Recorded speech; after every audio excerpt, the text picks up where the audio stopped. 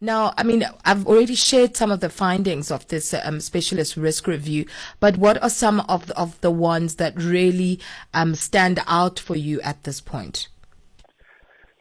Yeah, for me, it's a lengthy report and we try to cover a lot of topics, but something that I saw popping up time and time again, and I think it's something we need to be aware of as a society and not just here in South Africa, and that's the impact on our employees, because, particularly if you're running a manufacturing or service environment where safety is a critical factor. And I'm not talking about the washing of hands or wearing of masks.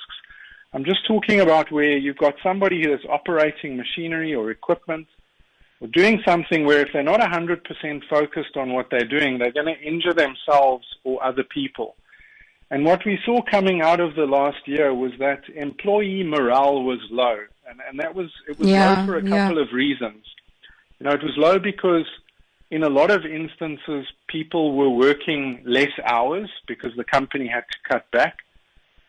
In some instances, some of their colleagues had lost their jobs because the company had to retrench people.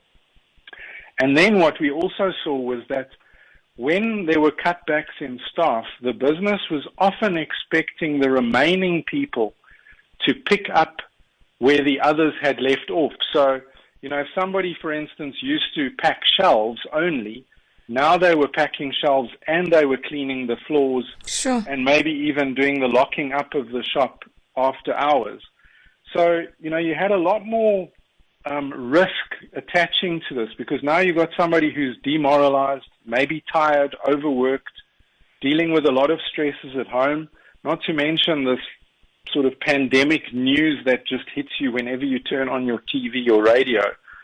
So, and that, of course, leads to accidents. And I think businesses need to pay a lot more attention to their staff. They need to listen to them. And they need to spot these things before they become problems, not just from a litigation perspective. I mean, it's the right thing to do. If you care about your people, you should be looking at these things, and we're kind of all in this together at the end of the day. That was a sort of a golden thread that I saw running through the report.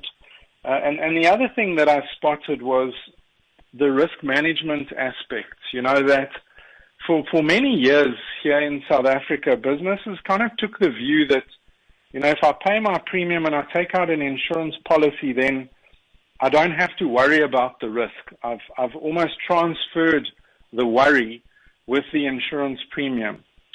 But of course, what we're seeing now is that, businesses can buy insurance for certain things, but there's many things that they can't insure either. And for those, they have to adopt a risk management mindset in their companies, just like we were talking about now with the staff. But perhaps more importantly, if something happens, how will my business respond to that? The insurance is one element of the risk management. What are the other things that I have in place to make sure that I can survive this or that I can pivot my business into something else? So it's really taking a more holistic view of risk rather than just looking at insurance and risk as this one thing, this sort of interchangeable thing. And I think if we can do that going forward, we can perhaps be better prepared, not completely, because you can't imagine every conceivable risk. But we can certainly mitigate our own risk by adopting that kind of mindset. Well, Simon, before we let you go, I mean, with all the picture that you've painted, it's quite a bleak one, in terms of everything that you've had to deal with as a result of this pandemic.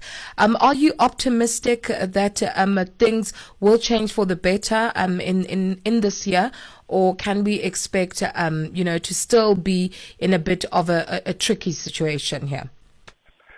Look, Zikhona, I think to some extent, we're obviously at the mercy of our own economy. Sure. Until we get that back on track, it's probably going to be quite tough.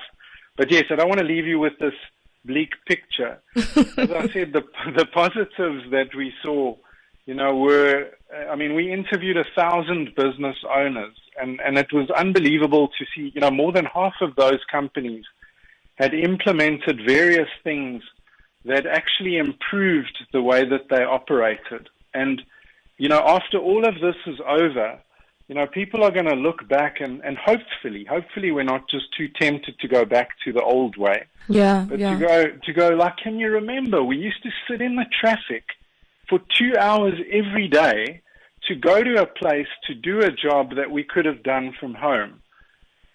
So I think those things, and we had our president talking about the fourth industrial revolution.